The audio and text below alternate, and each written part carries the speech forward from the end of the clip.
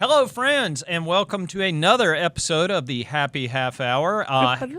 Happier than ever. We need to work on theme music. I'll get Podcast Matt on that. I think should we run a competition? We should have a trumpet fanfare or something every time we come on the air. A recorder. I did learn after the game versus the Jets that Princely Umanmielen plays the harmonica. Of course he does. Of course he does. He was walking around the locker room playing it after the game and keeping guys excited and dancing. And it provided a nice little soundtrack for post-game interviews. Yeah, it was sure something. I was not expecting a 21-year-old Princely Umanmielen to pull a harmonica out of his sock and start playing it. Is that where he pulled it out I don't know, but it feels like a place you keep your harmonica. You know what else I keep in my sock every now and then? Deep Eddies? A mini of Deep Eddy from the Tailgate Pack, thanks to our friends from Deep Eddy. Listen, friends, the clock is ticking. Time is running short. You have until Sunday, October 26th, if you want to enter the Deep Eddy Sweet Sips sweepstakes and join us here at Bank of America Stadium for that Saints game on November 9th. You get all the cool stuff. Matt's making a late dash to throw this card to me, but I already know it. It's all right here in my head. Steel trap. 2 tickets for you and your friend. We're going to give away 5 pairs of those. You'll get access to the Deep Eddy Suite, access to One Carolina, all kind of cool Deep Eddy swag. And all you've got to do is hit that button behind me on this screen, which you better be in this room if you're going to have super long arms. Enter your custom cocktail using these fine products from Deep Eddy, and you, my friends, have a chance to win all these fabulous prizes. So thanks to our friends from Deep Eddy for bringing us that. And this is a festive week with or without it. I mean, listen, it's Buffalo Bills week. This was one of those. This was one of those, no matter what you thought about how this season was going to go, you kind of knew this was one because one of the best teams in football is rolling into your building. Back when the schedule first came out, I remember you were gallivanting around Europe. That's right. So Jake Delhomme and I did a schedule breakdown. I was sleeping in a van down by the river is another way to put that. Of course, that river was in Iceland, and I was with my wife, and it was wonderful, and I endorse it. And all the puffin. Jake Delhomme and I did a schedule breakdown, and when we got to Bills week, I said, do you like having them right around here? Because, obviously they get stronger as the season goes on, but you kind of know who you are as a team as well by the time you get to week 8. Do you like having the Bills here? And he goes, I don't like having the Bills any week. He said they're tough from week 1 to week 18, and they're always going to be that way. And he's right. Obviously, on paper, they look a little susceptible right now.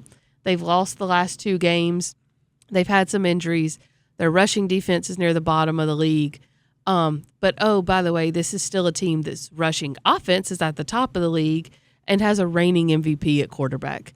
Josh Allen is one of those that, when we talk about quarterbacks putting on the Superman cape, he is the epitome of that. He can do that game after game.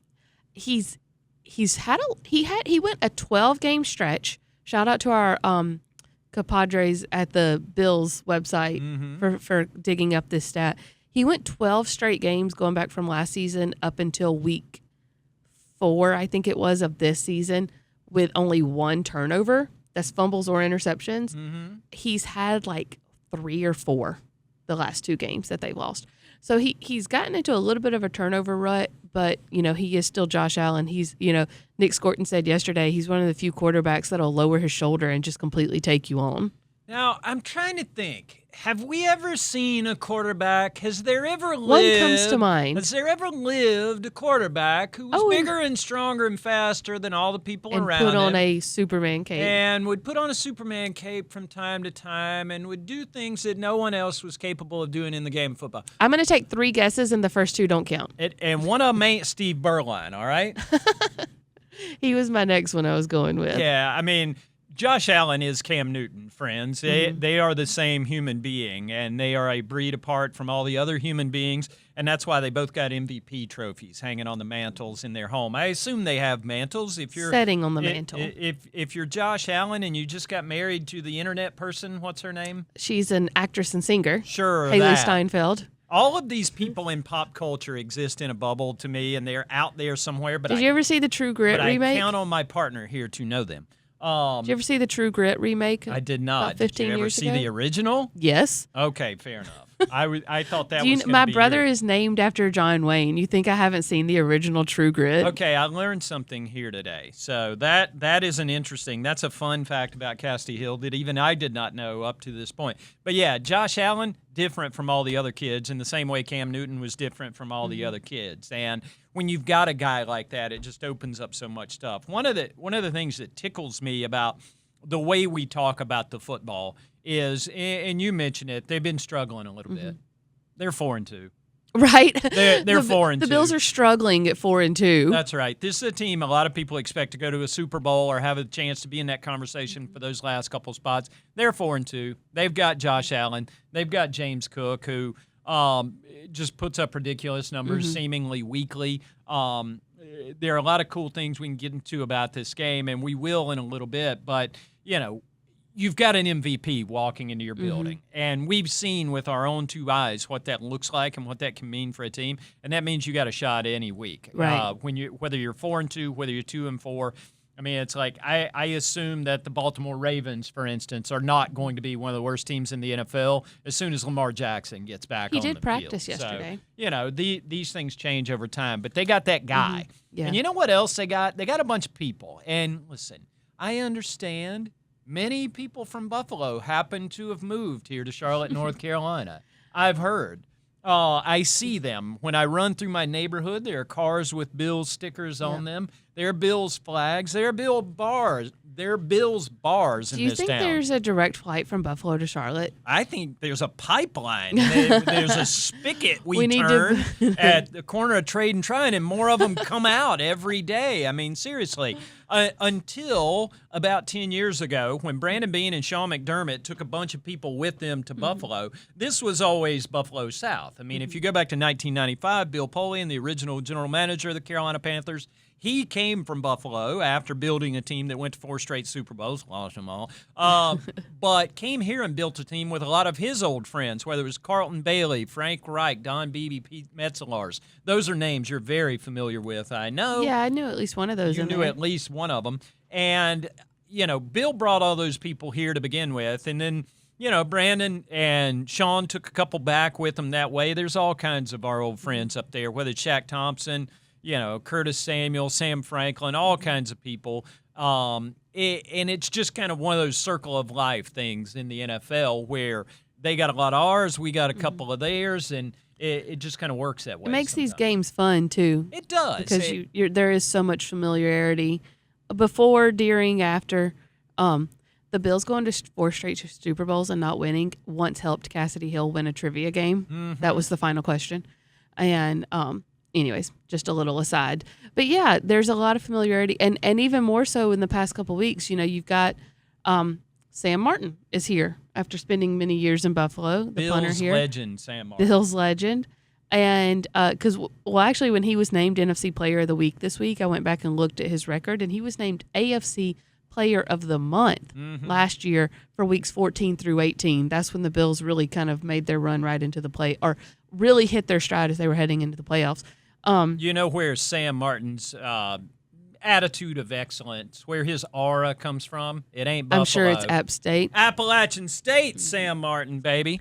Then you also have Mike White, who has come in this week as a backup quarterback amongst all of that hoopla that we'll get into, I'm sure, in a minute.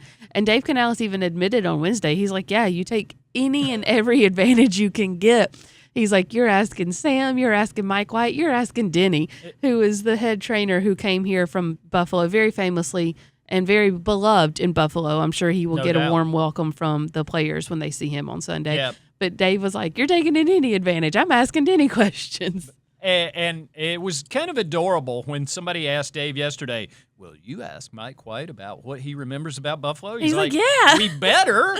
What are you doing if we're not? Well, he's like, if we're not, what are we? Yeah. But I do. I mean, this is such a cross-cultural game. I mean, every week in the NFL, you're running into somebody who used to work for the other team, or these two guys played together, or this guy used to coach there.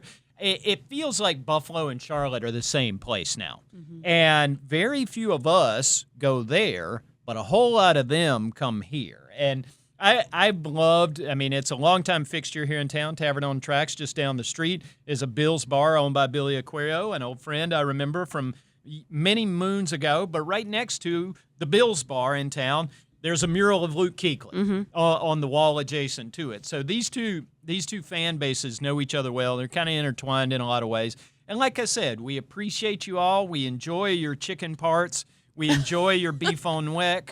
We do not enjoy your weather, which is why we do not go there. But welcome this weekend. I'm sure you'll behave appropriately, and it'll be a fine, fine football game. Are you going to go take a walk through before you come into the stadium to see if there's any tables set up? Oh, that's kind of, it's, like I said, I'm not really for property destruction. I'm at the phase in my life where that's a perfectly good table.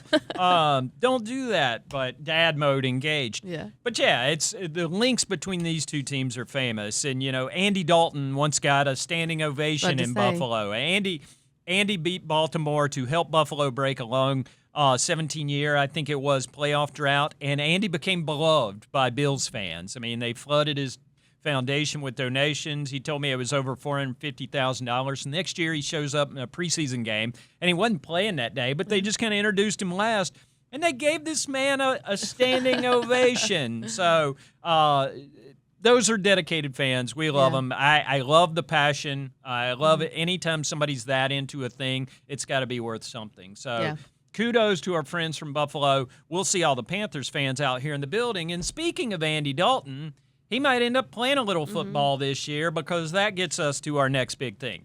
Of course, what everybody wants to know and what you've been waiting approximately 11 and a half minutes for me to get to is, how's Bryce? You know how Bryce is? Bryce is... okay. No, you were supposed to say day to day. Day to day. Day to day. I'm sorry. We're all day to day, but especially Bryce Young. After that ankle injury the other day in New York, he's been kind of out there at practice. He's not walking around in a boot or anything. He just looks like Bryce. He's walking the earth being Bryce Young. He just happens to be not doing all that much at practice. Right. So we will see. There'll be a final declaration on his status tomorrow around 12:30-ish. Tune in to Panthers.com for the latest on that. But he's just kind of Bryce, and he's around. And the good news is it doesn't appear to be traumatic. Right. And the kind of thing that's going to knock him out for an extended period of time, but his status for this week's still up in the air. And I'm sure that you do have to be careful to, kind of save a guy from himself. You don't want him to come back too early, because what happens if, it ends up causing an even bigger setback. You've got another big game next week versus the Packers in Green Bay. And so you want to be careful. And, you have a capable backup who has seen a lot of stuff. Brad Idzik was saying today, one of the benefits of having a backup like Andy is that he has a clip for everything. Hey, you want Xavier Legette to run a route like this? Andy has a clip of him and A.J. Green doing it, You want Chuba or Rico to kind of set up a block like this? Andy has a clip from 2014 of what it looks like. And so he has a clip for everything, and so it kind of helps create a game plan a little bit easier for those like Canales and Idzik. But again, to your point, we'll find out day to day what that quarterback situation looks like. And I some of it might be gamesmanship. Some of it might be, you never know what could happen. Well, it's not as – here's the thing. I know we work for Panthers.com. Many people are aware that we work for the Carolina Panthers. Dave Canales is not lying about this. This is going to depend on Bryce's health, and Bryce is pushing himself. He said that. Other people have said it. Bryce is pushing to try to get himself ready, and if Bryce is ready, Bryce will play. And that'll be the health will be the thing that makes a determination. But there's no doubt if you've got an Andy Dalton, that's why you have one of those for situations like this. And Andy stepped in 2003 and played well up in Seattle, threw it around the yard and was all up and down the field, lost to a better Seattle game. The difference in this year, and Canales talked about this yesterday too, this process is so much more stable. And you know how much I love stable processes. Our process is becoming more stable. Things take less time.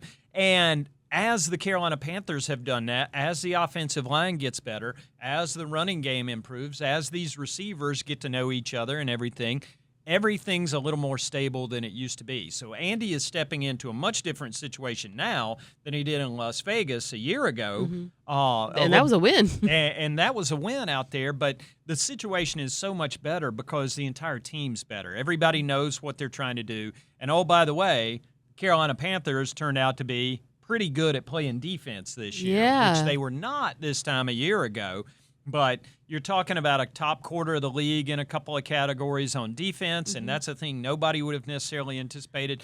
But whether it's Andy or whether Bryce is able to make a late rally, that person is walking into something with a better chance. Our friend Anish Shroff sent this great stat last night. Is he our friend? He is our friend. He of is course our he is. friend. That was a test you passed. So the Panthers' rushing defense, even just overall, is pretty good. They're at 1, 2, 3, 4, 5, 6, 7, 8th in the league. Did I just count that right? I think yeah. Yeah, they're at 8. That's overall for the whole season. That's right. Since week 2, they have the second best rush defense in the NFL. That's right. If you take away that Jags game, if you treat this like Olympic diving and throw out the high and the low, they are second in the league in that category. Yeah. Of course, you got to count that 2 bills the Jags put on them in the opener. Those are still real. They exist. But yes, within that context, and it speaks to what we've seen over the last couple of weeks. They are playing really good defense. In the past, we've put qualifiers on that. It's like, well, for a team with, or well, for blah, blah, blah. They're just good now at playing defense. Anytime you go 3 straight games without allowing a rush of more than 10 yards, right. The longest rush in the past 3 games has been 6 yards. Mm-hmm. That's an insane number. Yep. I don't care who you're playing. That's a crazy number. If you keep that up against James Cook and Josh Allen and the Buffalo Bills, that's going to be a feather in your cap, and you're obviously doing something well. But it's been remarkable to watch, and again, it's kind of like what they've done on the offensive line with so many different lineups and continuing to run the ball well. They're still playing defense without a Pat Jones, with guys coming in and out of the lineup each week. Tershawn Wharton's been in and out. He finally got back last week after 2 separate absences. So they haven't seen the whole group together yet, but together they're playing at so much higher a level than they were at any time last year. And we're going to say it every week, and I'll continue to say it every week until it becomes not true. Such a big part of that is Derek Brown. He is just tossing guys left and right, and that opens up everything for everyone else. And it's opened up a lot of things for Turk, as we said, for Bobby Brown, who's playing really good ball too, to come in there and kind of make his presence felt. But DB is setting a tone that this entire defense has risen to, and it's been fun to watch. He told us this week that they don't do Victory Mondays. They haven't earned any Victory Mondays, and he's like, we're right back in here. And some of that is a lot of the process that Canales has put in, but when you've got guys like DB who are backing it up and telling guys, get back in the building on Monday, we got more work to do, that makes a big difference. Yeah, no doubt. Derek's got dad energy. He really does. Yeah. Derek is a dad, and according to his teammates who've been around him and his kids, he's a great dad. And I believe that because Derek, like a guy like Taylor Moton on the other side of the ball, is the staff dad on offense. And Derek has come to occupy that space on defense. I mean, he really he shepherds over that group, and they've kind of I can tell when Nick Scorton starts saying things back that Derek Brown has been saying, that's when you know. That's when you know a guy has occupied that space, and he really is. I mean, sometimes Derek jokes around, sometimes but Derek Brown is all about that work. He's the guy who shows up. He's like Chuba is another one who's that way. And when you see a guy go through the process like that, when he talks about process, you take it more seriously. Yeah. Nick Scorton said yesterday, he's like, hey, I'm just a rookie. I do whatever DB says. That's right. And that's going to lead you far, young rook. So that's not a bad plan at all. But, yeah, and it's kind of filtering out through the whole team. You're seeing the offense does well. It makes the defense excited. When defense goes out and holds the opposing offense to 3 and outs or 5 and outs and not allowing a big rush, that makes everybody – punt team has done really well. Sam Martin, NFC Player of the Week. Pinning teams deep, return game has gotten better. Tracy Smith said that Trevor Etienne's performance on Sunday against the Jets should now raise the bar to this. This is what the baseline is with 45-yard returns. And I don't know if that's something you can sustain, but it's something to attain to. So you're seeing things just start to click across all three phases and it come together. And, now the trick is to do it against one of the better teams in the NFL. No doubt. It's as simple as that. So it's going to be exciting. I'm looking forward to Sunday at 1 o'clock here at Bank of America Stadium. And again, you'll want to tune in to Panthers.com around 11:33 a.m. on Sunday just to see who's going to be active or inactive. I'm sure there could be a little drama around that, but it's going to be cool. A couple other odds and ends to get into this week, in addition to the awards and our weekly Player of the Week that seems to be rolling through here 3 weeks in a row now, as you mentioned with Sam Martin. Hall of Fame made another cut down. Yes. As you might have noticed, I'm wearing a Hall of Fame quarter zip. Andy Dalton asked me one day, he said, "How many of those do you have?" And I said, "I don't know. They just keep sending them to me, and I keep wearing them." So these are my clothes now. It's not any kind of political statement. These are just the things I wear. I do want you to go count now how many Pro Football Hall of Fame quarter zips you have. It's at least 7 or 8. I could go one for every day of the week and never duplicate pretty easily. So do that one week. I was a little bit hesitant about wearing the white one today because I spill food on myself. That is a very nice white one, though. Yeah, I appreciate that. But Hall of Fame made another cut down this week, down to 52 modern era finalists. That includes a lot of familiar names. Of course, Luke Kuechly, as you know, is an automatic finalist this year after being in the top 7 last year. Steve Smith was a finalist last year, so we're looking for him to get back to that final 15. But 2 new names on the list this year. One, Greg Olsen, who we'll see here this weekend, as a matter of fact. It's always good to see Greg, especially now that he and I buried the hatchet, thanks to J.J. Jansen. One of the many skills J.J. Jansen has is peacemaker. And he got me and Greg together, and we're good now. We argued one time. It didn't last terribly long, but we're good now. It's always delightful to see Greg. But Greg is now among the final 52 players on the ballot for the Hall of Fame. First year eligible this year. Greg's an interesting case. And from learning more about Panthers history, Greg was the first tight end in NFL history to go 1,000-yard receiving 3 years in a row.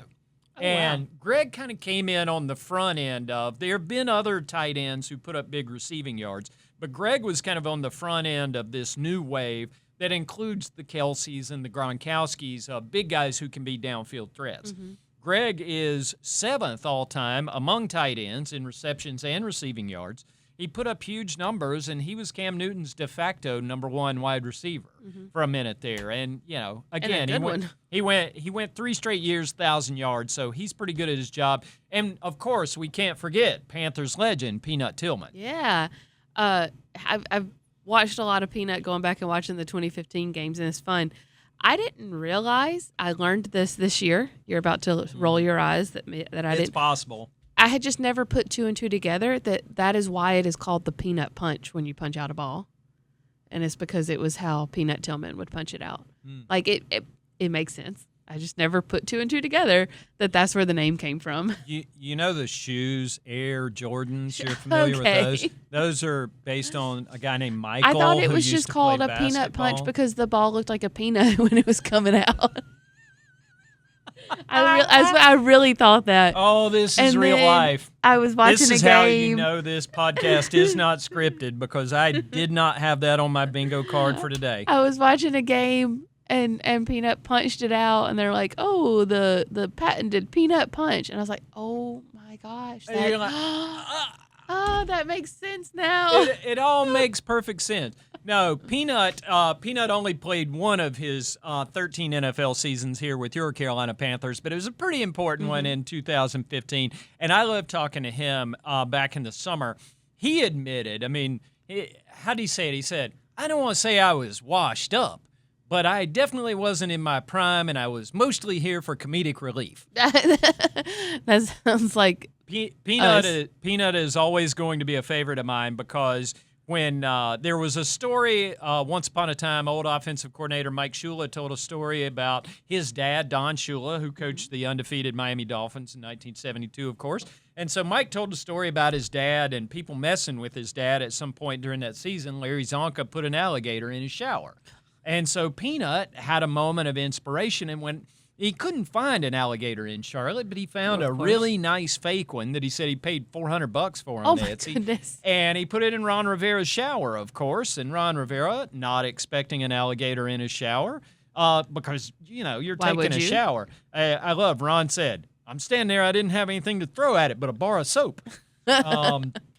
But Peanut was responsible. Peanut got a lot of mileage out of that alligator. He put it in Josh Norman's locker, I think, one day. Got a rise out of Josh, or kind of caught him by surprise coming into the meeting room. But Peanut was really good at football, too. Again, the aforementioned Peanut Punch in honor of Peanut Tillman. If they would have called it the Charles Punch, it wouldn't have rolled off the tongue. Or the Tillman Punch, you would have made that connection sooner, right? Yeah, but that doesn't roll off the tongue as well. It's the alliteration that really sells it. Yeah, that's right. But, Peanut is also among that group of 52 that are still on the ballot. We're going to do some more voting, cut that down to 25, cut it to 15. Hopefully we can get Luke Kuechly in. Again, he was really close last year. I think a lot of people are hoping to see Luke push through that process this year. But we will see how that goes. Whole lot of stuff to come. With Buffalo, are you a wing person? Yes, but I don't like it spicy, so I don't do buffalo sauce. You don't do buffalo sauce, but you enjoy the wing. Do you eat the wing on the bone? Yes. Okay. I like to work for it a little. She's young, but she's not a child. Boneless wings are called nuggets, friends. Yes. Except no substitute. If you're out there eating boneless wings and think that makes you some kind of honorary Buffalonian, it does not. It just makes you an elementary school student. So now that we've cleared all that up, thanks to everybody who's coming this weekend, whether you're a Buffalite or a Buffalonian or whatever we were calling you people today, whether you're a Panthers fans, let's see plenty more of y'all in the stadium this weekend. It's going to be a good time. Thanks to our friends from Deep Eddy. Again, clock's ticking. Sunday is your deadline to enter the Sweet Sip Sweepstakes. You want to make sure to get in on all that for all the cool prizes from Deep Eddy. Thanks to them. Thanks to Chuck the Duck. Thanks to Cassidy, Matt behind the wall. DL didn't even crawl through our shot today. I don't even think it feels like a podcast. He did hang out by the door now, while he waited. Yeah, he's trying to make an escape, so he's not attached to this thing. We appreciate all of y'all, and we will see you next week breaking down the Bills game.